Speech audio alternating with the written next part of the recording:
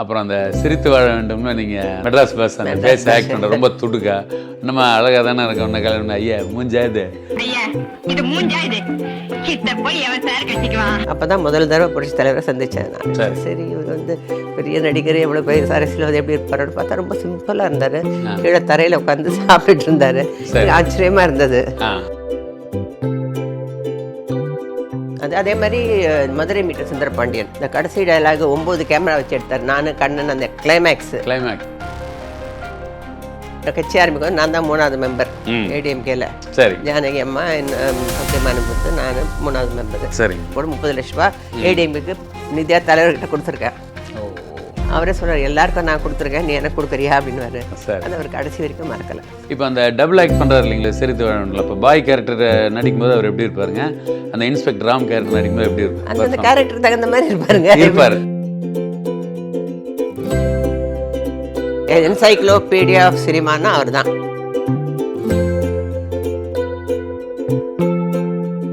வணக்கம் இனிய தமிழ் நெஞ்சங்களே, வணக்கம். நிறைய பதிவுகளை பார்த்துட்டு வரீங்க, புரட்சி தலைவர் அவர்களை பற்றி நிறைய பார்த்துட்டீங்க. உங்களுடைய கமெண்ட் எல்லாம் பார்க்குறோம், ரொம்ப மனசுக்கு சந்தோஷமாக இருக்குது, உற்சாகமாகவும் இருக்குது. முதல்ல எனக்கு நீங்கள் நன்றி சொல்வதை விட இந்த ஓம் சரவணபவ சேனலுக்கு நக்கீரன் கோபால் சார் அவர்களுக்கு நன்றி சொல்லணும். நீங்கள் எல்லாம் என்ன நினைக்கிறீங்கன்னா கட்சி மாதிரி அதை நினச்சி பேசுகிறீங்க. எதுக்கு நீங்கள் கோபால் சார்ட்டு கொடுத்தீங்க, நீங்கள் இங்கே கொண்டு போய் போடுங்க, நீங்கள் அங்கே கொண்டு போய் போடுங்க, அப்படி கிடையாது. யார் நம்மளோட இது வெளிவரதுக்கு வாய்ப்பு கொடுத்துருக்காங்களோ அதுதான் முக்கியம். புரியுதுங்களா? நீங்கள் இத்தனை பேர் இருந்து வரலீங்களே, நான் தான் சொன்னேன் ஏற்கனவே 20 வருஷமாக நான் ட்ரை பண்ணியிருக்கேன், யாருமே வாய்ப்பு கொடுக்கல. அதனால் இந்த பதிவு இங்கே வரணுங்கிறது காலச்சக்கரம் வந்து பணிச்சிருக்கு அப்படிங்கிற விஷயத்த முதல்ல சொல்லிவிட்டு முதற்க நான் வணக்கத்தை சொல்லிக்கிறேன். இன்றைக்கி நம்ம பார்க்க போகிறதுன்னு பார்த்திங்கன்னா புரட்சி தலைவர் அவர்களுடைய கூடவே நிறைய படங்களில் கதாநாயகி நடித்த திருமதி லதா அவர்களை நம்ம பேட்டி எடுத்துருக்கேன், நீங்கள் பார்க்க போகிறீங்க. இல்லை திருமதி லதா அவர்களை பற்றி என்ன சொல்லணும் அப்படின்னு பார்த்திங்கனாக்கா, அவங்க நடித்த புரட்சி தலைவரோட நடித்த அனைத்து படங்களும் ஹிட்டு. அவங்க நடிகர் திலகத்து கூட ஒரே படம் தான் நடிச்சிருக்காங்க, சிவகாமியின் செல்வன் அப்படின்ட்டு. பாக்கி எல்லாமே புரட்சி தலைவர் அவர்களோட தான் நடிச்சிருக்காங்க. கட்சி புரட்சி தலைவர் ஆரம்பிச்சும்போது 3வது மெம்பராக இருந்தது அவங்கங்கிற தகவலையும் நம்மகிட்ட சொல்லியிருக்காங்க. அதுக்கப்புறம் பார்த்திங்கன்னா நிறைய தெய்வீகமான படங்கள், கே சங்கர் அவர்கள் இயக்குன வருவான் வடிவேலன் இந்த மாதிரி படங்கள்லாம் நடித்தவங்க. பெயர்பட்ட ஒரு அற்புதமான ஒரு நடிகையை பற்றின பதிவை இன்றைக்கி நம்ம பார்க்க போகிறோம். வாங்க போகலாம். வணக்கம் இனிய தமிழ் நெஞ்சங்களே, வணக்கம். தங்கத் தலைவன் அப்படிங்கிற நிகழ்ச்சியில் புரட்சி தலைவருக்காக புரட்சி தலைவரோட இருந்தவங்க, புரட்சி தலைவரோட பணியாற்றியவங்க, அவங்க சொல்கிற அனுபவங்களை நீங்கள் பார்த்துட்டு வரோம். இன்றைக்கி அவங்களுடைய புரட்சி தலைவருடைய ஒரு அற்புதமான ஒரு மாடர்ன் டைப்லேயே ஆகட்டும், குடும்பப்பாங்கட்டும், எல்லா நவரசங்களையும் கலந்து நடித்த அற்புதமான நடிகை லதா அம்மா அவர்களை வந்து இப்போ நான் பார்த்து உரையாட போகிறேன். அவங்க அனுபவங்களை இப்போ புரட்சி தலைவர் பற்றின அவங்க அனுபவங்களை அங்கே சொல்ல போகிறேன். வணக்கம்மா. வணக்கம். அம்மா, நீங்கள் புரட்சி தலைவரை எப்போ சந்திச்சிங்க? உலகம் சுற்று வாலிபல் தான் நீங்கள் அறிமுகமானீங்களா? அப்படி கொஞ்சம் சொல்லுங்கள். புரட்சி தலைவரை நான் சினிமாவில் நிறைய தடவை சந்திச்சிருக்கேன், சின்ன வயசில் சினிமா பார்க்கும்போது. சரிங்க. பட் என்ன நாட்டிய நிகழ்ச்சியை பார்த்து ஒரு டான்ஸ் ட்ராமா ஃபோட்டோவை பார்த்து மனோகர் சாருக்கு எடுத்த ஃபோட்டோ தான் கிராஃபர் தான் எங்களுக்கும் எடுத்திருக்காரு. நான் ஸ்கூலில் பண்ண டான்ஸ் அது. அதை பார்த்து மனோகர் சாரும் புரட்சி தலைவரும் உட்கார்ந்துருக்கும் போது நீட்டியிருக்காங்க. அதில் 1-2 படம் எனக்கு கலந்துருந்தது. அதை பார்த்து தான் யார் இவங்கன்னா ஹோலி ஏஞ்சல்ஸ் கான்வென்ட்டில் படிக்கிறாங்க, ராஜா ஃப்ரம் நான் டாக்டரு அப்படின்னு. ஐயோ நல்லா இருக்காங்க, நடிப்பாங்களா கேளுங்க. மனோகர் சார் எங்கள் அம்மாவுக்கு ஃபோன் பண்ணார். எங்கள் அம்மா இல்லை இப்போ தான் கான்வென்ட்டில் படிச்சுட்ருக்கேன், நான் நடிக்க மாட்டேன்னு வச்சுட்டாங்க. சரி. ஒரு 5-6 நாள் பொறுத்து மனோகர் சார் நேராக வீட்டுக்கு வந்துட்டார். சரி. அம்மா நான் சொன்னால் நம்ப மாட்டேங்கிறாரு. ஏன்னா நான் கூப்பிட்றேன், எனக்கா க்யூவில் நிற்கிறேன், நடிக்கணும்னு நடிக்க மாட்டேன்றாங்களா அப்படின்னு நம்ப மாட்டேன்றாருமா, நீங்கள் வந்து சொல்லிட்டு போயிடுங்கன்னு. எனக்கு எப்போவுமே நான் இந்த நாட்டியம் நாடகம்னா எனக்கு ஒரு ஆசை, ஸ்கூல் தான். சரி சரி. மற்ற எதுபடி வேறு எதுலையும் நடிச்சது கிடையாது. சரி சரி. அப்போ வந்து மனோகர் சார் வந்து ஃபோர்ஸ் பண்ணி கூட்டிகிட்டு போனார். அப்போ தான் முதல் தடவை புரட்சி தலைவரை சந்தித்தேன் நான். சரி இவர் வந்து பெரிய நடிகர் எவ்வளோ பெரிய அரசியல் எப்படி இருப்பாருன்னு பார்த்தா ரொம்ப சிம்பிளாக இருந்தார். கீழே தரையில் உட்காந்து சாப்பிட்டுட்டு இருந்தார். ஆச்சரியமாக இருந்தது, இவ்வளோ சிம்பிளாக இருக்கார் அப்படின்னு. அவரும் அசோகன் சார், நீலகண்டன் சார். அப்போது சரி இப்படி தான் பாய் போட்டு உட்காந்து சாப்பிட்டுட்டு இருந்தார். நீங்கள் ராமவரம் தோட்டத்துலீங்களா? இல்லைங்க, நான் இப்போ நினைவெல்ம இருக்கேன், அங்கே ஆஃபீஸ் அங்கே தான். சரி சரிங்க. போய் இப்போ சாப்பிடுங்கன்னாரு. இல்லை சாப்பிட்டு வந்துட்டோம் அப்படின்னும். சரிங்க. சரி உட்காருங்கன்னாரு. கீழே உட்காரு, இல்லை மேலே உட்காரு அப்படின்னாரு. நான் அம்மா உட்காந்து அப்புறம் சாப்பிட்டு முடிச்சு அம்மா கிட்ட பேசினாரு. சரி. என்னம்மா உனக்கு நடிக்க ஆசையா? நடிக்க ஆசை. உனக்கு என்ன தெரியும்? வசனம் எதுவுமே தெரியாதுங்க, மியூசிக் போட்டால் டான்ஸ் ஆடுவேன். அப்போ அம்மா கிட்ட 1 hour பேசினார். அவங்க அப்பாவுக்கு தெரியும் எனக்கு, நான் குண்டடிப்பட்டு கூட இருக்கும்போது என்ன ஹாஸ்பிட்டலில் வந்து பார்த்தாரு. காமராஜர் கவர்மெண்ட்லேயும் மினிஸ்டர் இருந்திருக்கா, எனக்கு தெரியும். உங்கள் குடும்பத்துக்கு எந்த இதுவும் வராது, நான் ட்ரெயின் பண்ணுறேன் அவளை. சரி. இது வரைக்கும் எல்லா நடிகைகளும் வந்து மற்ற படத்தை நடிச்சு தான் என்கிட்ட வந்திருக்காங்க. சரி. முதல்ல நான் அறிமுகப்படுத்துகிற கதாநாயகினா லதா தான். நளினி அப்போ என் பேர். ஓ சரி. நளினியாக தான் இருக்க முடியும் அப்படின்னாரு. அப்போ அம்மா என்னை பார்த்தாங்க, நான் நடிக்கிறேமானேன். சரி, அப்படி தான் நான் ஒப்பந்தம் 5 வருஷம் ஒப்பந்தம் பண்ணார். சரி. அப்புறம் ஒரு இன்ஸ்டியூட் மாதிரி வசனம் எப்படி ஏற்றி இறக்கத்தோடு இப்போ தேவையில்லை, அதெல்லாம் அந்த காலத்தில் அதெல்லாம் தேவைப்பட்டது இல்லையா. ஜி சகுந்தலாம் வந்து சொல்லிக் கொடுப்பாங்க. அப்புறம் பிடி சம்பந்தன் ஒருத்தர் இருந்தார், அவர் வந்து சொல்லிக் கொடுப்பார் ஒரு நாள். அவங்க நாடக நடிகர்கள், அவங்க நல்லா தெரியும், அதனால அவங்க வந்து சொல்லிக் கொடுப்பாங்க. அப்புறம் வந்து சோப்ரா மாஸ்டர், புலி சரோஜா, ரகு மாஸ்டர், இவங்கெல்லாம் வந்து சினிமா டான்ஸ், சினிமாவுக்கு எப்படி நடக்கணும் எல்லாம் ட்ரெயின் பண்ணி தான் அப்புறம் தான் உலகம் சுற்றும் வாரியமில் அறிமுகமானேன். மத்தியில் ஒரு சின்ன மரம் தெரியுதுல்ல, அதைத்தான் சொல்லணும். அப்புறம் அறிமுகமானீங்க. அப்போ ஃபஸ்ட்டு நீங்கள் வெளிநாடு போகும்போது எப்படி இருந்தீங்க? ஃபாரின் போகலான்னு சொன்னீங்க. ஃபாரின் போகும்போது ஒன்றும் இல்லை, நானும் மஞ்சுளா சந்திரகலா 3 பேரும் ஃப்ரெண்ட்ஸாக இருந்தோம். சரிங்க. ஃப்ரெண்ட்ஸாக இருந்தால் சின்ன ஒரு எனக்கு வந்து பழக்கம் இல்லை. அப்போல்லாம் இப்போ போகிற மாதிரி எல்லாரும் போக முடியாது, அம்மா வரல. அப்போ ஜானகி அம்மா சொன்னாங்க, நான் பார்த்துக்கிறேன்ல, கவலைப்படாதீங்க. சரிங்க. நான் பார்த்துக்கிறேன், நீங்கள் கவலைப்படாதீங்கன்னு சொல்லி பாவம் அவங்க தான் எனக்கு காலையில் எழுந்தோடனே ஒரு 6-6:30 மணிக்கெலாம் வந்து தட்டி எழுப்பி காஃபி சாப்பிடுப்பார்.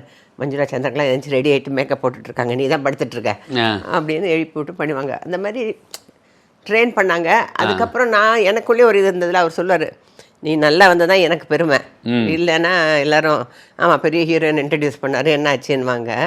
நீ நல்லா வந்ததான் எனக்கு பெருமை, நீ நல்லா நடிக்கணும், நல்லா வரணும். எனக்குள்ளேயே ஒரு ஆர்வம், சரி பண்ணணும் அப்படின்னு பண்ணேன். தொடர்ந்து பண்ணேன், அவரோடையும் பண்ணேன், மற்ற படங்கள்லாம் பண்ணேன். அப்புறம் பேசும் படம் வந்து 73 வந்து சிறந்த புதுமுகம், அது இன்னொரு படத்தில் நடித்தேன் அந்த டைமில். சரிங்க. அப்போ அந்த படமும் சூப்பர் ஹிட் ஆச்சு ரவிச்சந்திரனோட. அப்போ அந்த படத்தை நடித்தேன். அப்புறம் அப்படியே தொடர்ந்து எல்லா படம், தமிழ், தெலுங்கு, கன்னடா, மலையாளம் எல்லா படம், ஹிந்தி படம் நடிக்க வாய்ப்பு வந்தது ரிஷி கபூரோட.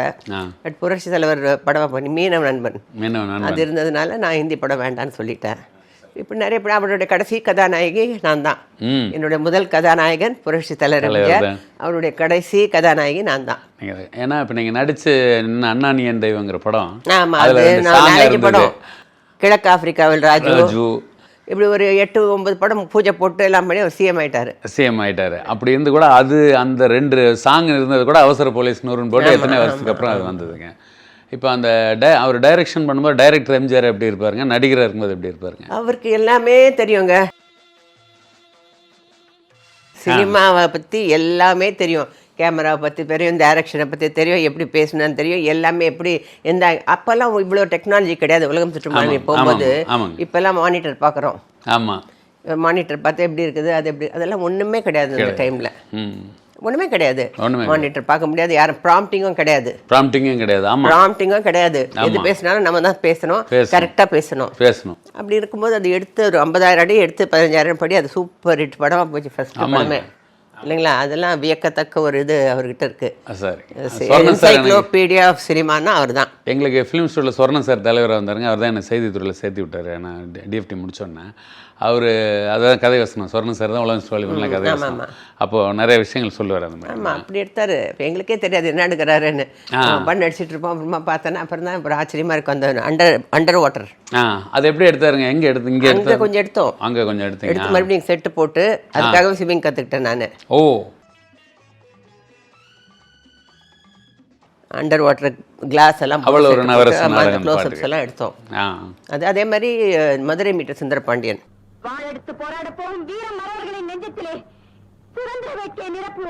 இந்த கடைசி டயலாக் 9 கேமரா வச்சு எடுத்தார். நானு கண்ணன், அந்த கிளைமேக்ஸ்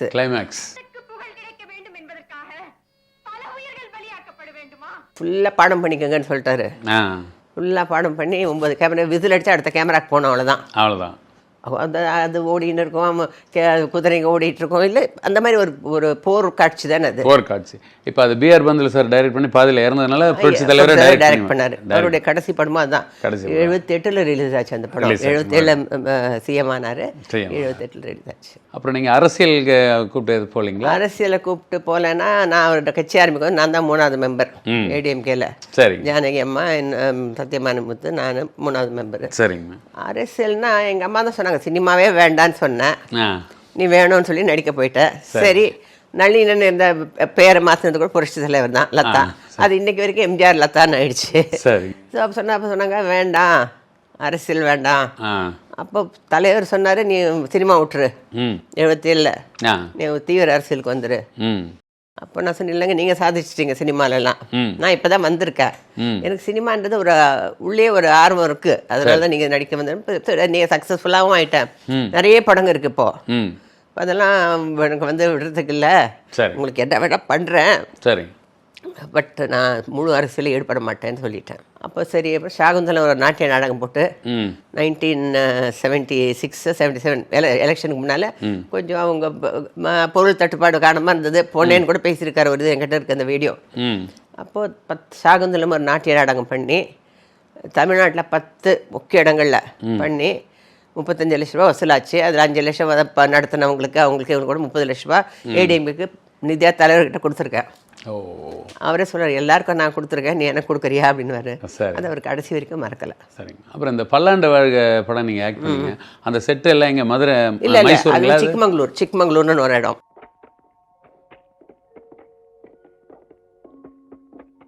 அங்க செட் போட்டு அப்படியே செட் போட்டு ஒரு நியர்லி 20-25 நாள் இருந்தோம். 20 நாள் அங்கேயே செட் போட்டு ஈவினிங்கான எல்லாருக்கும் கல்யாண வீடு மாதிரி சாப்பாடு, ஒரு படம் போடுவாங்க. எல்லாம் அந்த டெக்னீஷியன்ஸ்க்கு, ஆர்டிஸ்ட்க்கு எல்லாருமே பார்த்துட்டு டெய்லி ஒரு படம், ஒரு இங்கிலீஷ் படமோ ஒரு தமிழ் படமோ ஏதாவது ஒரு படம் போடுவாங்க. நல்லா இருந்தது. அந்த மாதிரி அதில் நீங்கள் நடித்த காட்சிகளாக வந்து அந்த எல்லோரும் அடிபட்டு வந்தோடனே 1ஆம் தம்பி 2ஆம் தம்பி நல்லா சல்யூட் போட்டு நிற்பாங்க. நீங்கள் டைலாக்கே எல்லாமே சும்மா அந்த அந்த ரொம்ப சோகத்தோடு அப்படி அந்த மாட்டு வண்டி அப்படி தூக்குவீங்க, எல்லாம் விழுவாங்க அப்படின்னு அப்படி கை தூக்கி அப்படி. இப்போ அந்த காட்சிகளை அப்புறம் தலைவர் ஷூட் பண்ண வரும்போது சொல்கிறதாகட்டும், அப்புறம் அந்த சிரித்து வாழ வேண்டும்னு நீங்கள் அந்த மெட்ராஸ் பஸ் அந்த ஃபேஸ் ஆக்ட் பண்ணுற ரொம்ப துடுக்கா, இன்னும் அழகாக தானே இருக்க ஒன்று கல்யாணம், ஐயா மூஞ்சாது அப்படின்னு கேட்குறது, அப்புறம் வவுத்த பசிக்குது சார் அப்படிங்கிறது. அப்புறம் வந்து ஏம்மா முதல்ல வந்து நீ சாட்சி சொல்ல மாட்டேன், இப்போ எதுக்கு வந்து சொன்ன அப்படின்னா, நீ ஏயா ஒரு அவதி எனக்கு நைட்டெல்லாம் நினச்சி பார்த்தேன் அந்த குழந்தைங்க போதான்னு சொல்லுவேன். அந்த மாதிரி நிறைய நான் இதில் நாளை நிமிடத்துலேயும் அப்படி தான் ஒரு modern getup, modern getup Tamil பண்ணாங்க ஹிந்தியில், ஃபேண்டாஸ்டிக். இது தமிழ் பண்ணாங்க. ஸோ அதனால் மாடர்ன் கெட்டப்பு. அதே மாதிரி இது வந்து ஜெயாபாத்ரி பண்ணாங்க சிரித்து வாழ வேண்டும் ஹிந்தியில், அமிதாப் பச்சன். தெலுங்குலேயும் நான் தான் பண்ணேன், என்டிஆர் பண்ணார். தெலுங்குலேயும் நான் அந்த கேரக்டர் நான் தான் பண்ணேன். சரிங்க. இப்போ அந்த டபுள் ஆக்ட் பண்ணுறாரு இல்லைங்களா, சிரித்து வாழணும்ல, இப்போ பாய் கேரக்டர் நடிக்கும்போது அவர் எப்படி இருப்பாருங்க, அந்த இன்ஸ்பெக்டர் ராம் கேரக்டர் நடிக்கும்போது எப்படி இருப்பார்? நம்ம கூட பிறந்த தம்பி மாதிரி. இதெல்லாம் நான் உங்ககிட்ட கேட்டேனா? கேட்டா சொல்லு. அந்த கேரக்டர் தகுந்த மாதிரி இருப்பாருங்க, அந்த கேரக்டர் தகுந்த மாதிரி நடிப்பாரு. அதுதான் அவர்கிட்ட கற்றுக்கிட்டு தான் நான் எல்லாம் இன்னைக்கு வரைக்கும் சக்ஸஸ்ஃபுல்லாக இருக்கேன்னா தலைவரை பார்த்து கற்றுக்கிட்டது தான். கற்றுக்கிட்டது கண்டிப்பாக. எப்படி எல்லார்கிட்ட நண்பா நடந்துக்கணும், எப்படி இது எல்லாமே சொல்லுவார். ஸோ அது மாதிரி பண்ணதுனால தான் எனக்கு இன்றைக்கி வரைக்கும் நான் சக்ஸஸ்ஃபுல்லாக இருக்கிறேன்னா புரட்சி தலைவர் தான். இப்போ அவர் மறைந்த இத்தனை வருட ஆண்டுகளுக்கு அப்புறம் இப்போ அந்த பழைய படங்கள்லாம் நீங்கள் டிவியில் பார்க்கும்போது போட்டுட்டு தான் இருக்காங்க. டிவியில் பார்க்கும்போது உங்களுக்கு எப்படி இருக்குங்க அந்த ஃபீல்? நல்லா இருக்குது, சந்தோஷமாக இருக்குது. நிறைய பேர் பார்க்குறாங்க, நிறைய பேர் மெசேஜ் அனுப்புறாங்க, மாமா உங்கள் படம் ஓடிட்டு இருக்கு பார்த்துட்டு இருக்கோம். வெளிநாட்டில் போனால் கூட நம்மளை இன்னும் தெரியுது. ப்ளஸ் நான் டிவி சீரியல்லாம் கூட பண்ணியிருக்கேன், அதனால் எல்லாருக்கும் தெரியுது. வெளிநாட்டில் போனாலும், லண்டனில் போனாலும், பாரிஸில் போனாலும், எங்கே போனாலும் எல்லா இடத்துல தெரியுது. இப்போ இன்னும் கொஞ்சம் இது ரொம்ப ஜாஸ்தி ஆயிடுச்சுல்ல, அப்போல்லாம் கிடையாது. இது யூடியூப்லேயே பார்க்குறாங்க, எல்லாமே பார்க்குறாங்க. மேடம்ங்க தலைவரோட ஆன்மீகம் ஜோதிடம் அந்த மாதிரி ஏதாவது கோயில் கதை தலைவர் பார்த்துருக்கீங்க? போயிருக்குங்க. மூகாம்பிகை கோயில் அவங்க அம்மா போவாங்களாம் எப்பவுமே. தலைவரோட அம்மா போவாங்களாம். அவரும் போயிருக்காரு. நானும் அவரோட 2-3 வாட்டி அந்த மூகாம்பிகை கோயிலுக்கு போயிருக்கேன். அங்கே ஒரு தங்க வாழம் கொடுத்துருக்காரு, அது கொடுத்துருக்காரு. அந்த கோயிலுக்கு நான் போயிருக்கேன் அவரோட. அதே மாதிரி நான் சாமுண்டேஸ்வரி கோயிலுக்கும் போனேன். நான் மைசூரில் பண்ணும்போது சங்கர் சார் தான் டைரக்டரு. அப்போ நான் எப்பவுமே அந்த சாமுண்டேஸ்வரி கோயிலுக்கு போகிறதுக்கு எனக்கு பிடிக்கும். அங்கே கீழே தான் ஷூட்டிங்கு. நான் சங்கர் கார் சொன்னேன் 5 மணிக்கெல்லாம் விட்டுருங்க, நான் போனோம். என்ன படம்? அது வந்து உழைக்கும் கரங்கள். ஆமாம், உழைக்கும் கரங்கள். மைசூரில் ஷூட்டிங் நடந்துட்டு இருந்தது சாங்கு. அப்போ நான் சொன்னேன், நம்ம அந்த சாங் முடிக்கணுமா, நீங்கள் போனீங்கன்னா நாளைக்கு தான் கடைசி நாள். அதெல்லாம் இல்லைங்க எனக்கு தெரியாது அப்படின்னு. என்னம்மா அப்படி சொல்கிறீங்க அப்படின்ட்டு இருந்தார். அப்புறம் சங்கர் சார் அப்புறம் ஒரு 5 மணி 5:15 மணி இருக்கும். சங்கர் சார் நாளைக்கு நான் இன்னும் நாளைக்கு இன்னொரு நாள் கொடுக்குறேன், நான் பண்ணிக்கங்க அப்படின்னாரு. சரி வா அப்படின்னாரு. எங்கண்ணா? காரில் ஏறு அப்படின்னாரு. ம் சாமுண்டி அங்கே கீழே தான் ஷூட்டிங் இருந்தது. ஆ கோயிலுக்கு போனார் டிரைவரை. ஆ இவங்களுக்கு எப்படி தெரியும்? நீ சொன்னதெல்லாம் நான் கேட்டேன். ஆ நீ போய் கும்பிட்டுட்டு வா, நான் ஒரு இந்த வேற ஒரு கெட்டப்பில் இருக்கேன்ல, நீ போய் கும்பிட்டுட்டு வா அப்படின்னா. சரி நான் போய் சாமி கும்பிட்டுட்டு வந்தேன். அதெல்லாம் ரொம்ப அதான். அப்புறம் ஜோதிட ரீதியாக அஸ்ட்ராலஜி அதெல்லாம் பார்ப்பாருங்களா? அப்படிங்க சில சமயம் பார்ப்பாரு. சில சமயம் பார்ப்பாரு. பார்க்கணும் யாராவது கேட்பாங்கன்னா சரி பார்ப்பாரு. அந்த மாதிரி தான். வேற நீங்கள் நடித்த படம் அவர் சிஎம் ஆனதுக்கப்புறம் நீங்கள் நடித்த வேறு படங்களை பற்றிலாம் அவர் எதாவது சொல்லுவார்? நிறைய படங்க. நீங்கள் அவர் எதாவது சொல்லுவாருங்களா? இந்த படம் பார்த்தேன் நீங்கள் நடிச்சு? நான் போட்டு காட்டுவேன். எஸ்பி முத்துராமன், நான், நம்ம சுமித்ரா நடித்தது. ஓ அந்த படம் நீங்கள் வந்து பார்க்கணும் கண்டிப்பாக. எஸ்பி முத்துராமன் சார் சொல்கிறாரு அப்படின்னு சொல்லி போட்டு காட்டினாங்க. அந்த படம் போட்டு காட்டினா ஒன்று அறிமுகப்படுத்தினா நான் பெருமைப்படுறேன்னாரு. அந்த வருஷம் எனக்கு வந்து சிறந்த நடிகை விருது, ஃபிலிம்ஃபேர் அவார்டு, ஒரு 4-5 விருது கிடச்சி. இப்போ அந்த படம் சொன்னீங்க, அந்த படம் பேர் வட்டத்துக்குள் சதுரம். வட்டத்துக்குள் சதுரம். அந்த படத்தை தான் தலைவர் அது நான் இப்போ எஸ்பி முத்துராமன் சார் சொன்னார், அம்மா தலைவரை கூப்பிடுங்க போட்டு காட்டணும், எனக்கு நான் எடுத்திருக்கேன், நீங்கள் நடிச்சிருக்கீங்க. நான் சொன்னீங்க வந்து பார்க்கணும். சரி வரேன் அப்படின்னாரு. வந்து ஏவிஎம் ஸ்டுடியோ தான் போட்டு ஃபுல் படம் பார்த்தாரு. சரி பார்த்து எஸ்பி முத்துராமன் சாரையும் பாராட்டினாரு. உன்னை அறிமுகப்படுத்துறதாக நான் பெருமைப்படுறேன் அப்படின்னு. எனக்கு ஒரு பெரிய ஒரு ஆஸ்கர் அவார்டு கிடைச்ச மாதிரி இருந்தது இல்லையா? ஏன்னா அவர் கையாலே என்ன சொல்றது, கல்லா இருந்தே என்ன சிற்பமாக செதுக்கியவர் இல்லையா அப்படின்னு. அது அதான் சொல்றாங்க. இன்னைக்கு கூட பாருங்க, ஒரு அம்மா வந்து சொல்லிட்டு போனாங்க, முகிலோட பாட்டி என்னதான் தெரியுமா, சீரியல் கூட நடிக்கிறதுல சின்ன ஜென்ரேஷனுக்கும் தெரியுது. ப்ளஸ் ஆக்டிவாக இருக்கிறோம். நம்ம டேர்ம்ஸ் அண்ட் கண்டிஷன்ஸ் தான் நடிக்கிறோம் இல்லையா? நடிச்சாகணும்னு இல்லை, பட் நல்ல கேரக்டர் இருந்தால் தான் தெரியுது. கண்டிப்பாக அந்த மாதிரி பார்க்கலாம் அப்படின்னு. அப்புறம் வந்து நீங்கள் இப்போ வெளிநாடு, இங்கேருந்து வெளிநாடெல்லாம் ஆமாங்க. ஒரு பையன் லண்டனில் இருக்கான், ஒரு பையன் சிங்கப்பூர், மலேசியாவில் இருக்கான். போயிட்டு வருவேன் நான். அவங்கள ஃபேமிலி எல்லாம் அங்கே இருக்காங்க, அந்த மாதிரி இருக்காங்க மேடம்.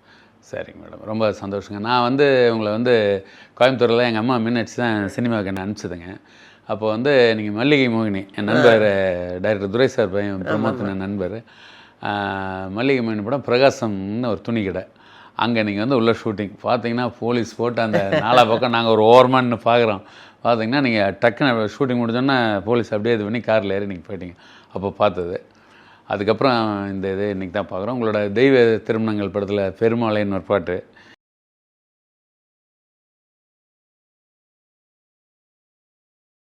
அப்புறம் அது எனக்கு ரொம்ப பிடிக்கும் மேடம். அப்புறம் வந்து வாணி ஜெயராம் மேடம் வந்து உங்களுக்கு நிறைய பாடல் பாடியிருப்பாங்க. அந்த அப்போ நாங்கள் அந்த டிஎம்எஸ் சீரியல் பண்ணிட்டு இருக்கும்போது கொஞ்சம் அவங்க பாராட்டினாங்க. நான் அந்த மாதிரி போயிருந்தேன், ஃபோட்டோலாம் கொடுக்குறேன்.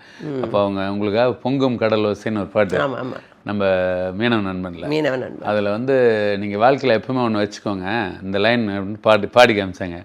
சாதனை செய்கையில் சோதனை தோன்றினால் மயங்குவதேனோ அப்படின்ற வார்த்தையை சொல்லி அவங்க பாடி காமிச்சாங்க.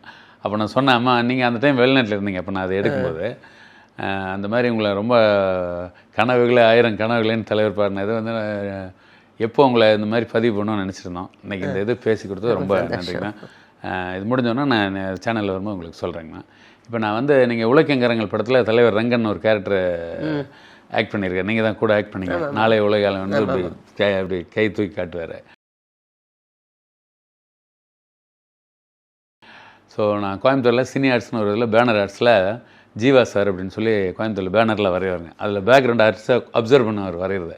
உங்களுக்காக நான் தலைவர் வரைஞ்சி ஒரு அன்பளிப்பாக நான் கொடுத்துட்றேங்க அந்த படத்தை.